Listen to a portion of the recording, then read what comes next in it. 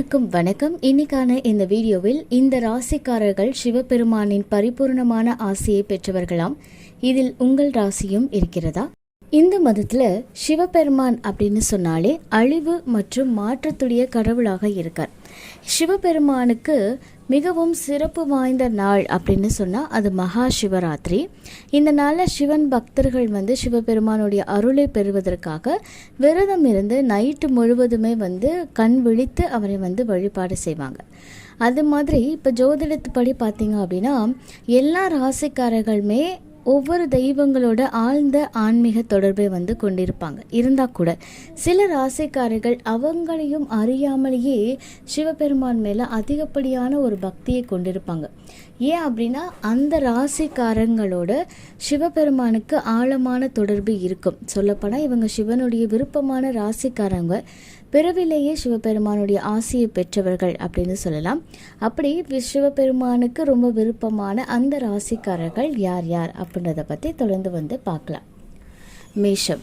மேஷ ராசியுடைய அதிபதி அப்படின்னு சொன்னாலே செவ்வாய். இந்த செவ்வாயுடைய ஆற்றல், தைரியம் இதற்குரிய ஒரு கிரகம்.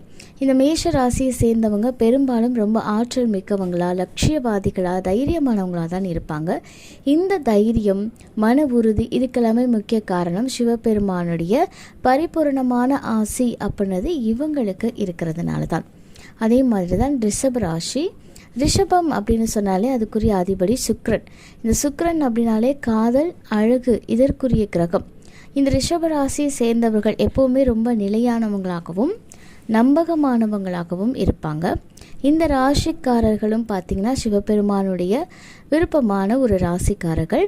இவங்களுக்கு இயற்கையாகவே சிவன் மேல அனாதியான ஒரு பக்தி இருக்கு, வாய்ப்பு இருக்கு. அதே மாதிரி கடகராசி.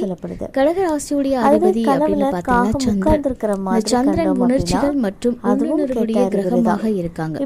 இந்த கடகராசிக்குரியவங்க பெரும்பாலும் ரொம்பவும் சென்சிட்டிவான நபர்களாகவும் நடக்கக்கூடியதை முன்கூட்டியே உணரக்கூடியவங்களாகவும் சிவபெருமானுக்கு ரொம்ப பிடித்தமானவங்களாகவும் இருக்கக்கூடியவங்க சொல்றாங்க.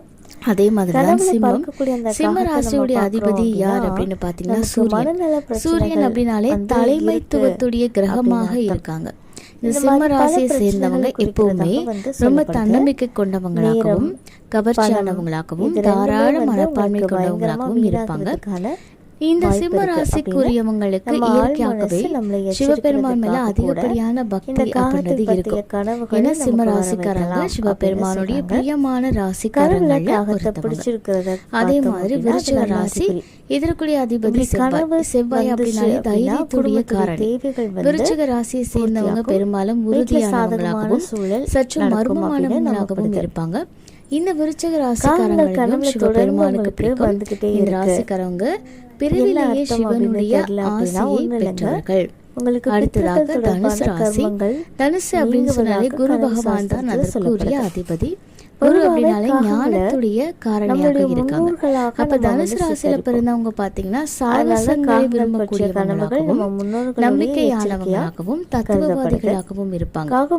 சிவபெருமான் தனுசு ராசிக்காரங்களுடைய ஆன்மீக இயல்பு, அறிவியலுடைய தேடலுக்கு ஆதரவாக இருக்கிறது.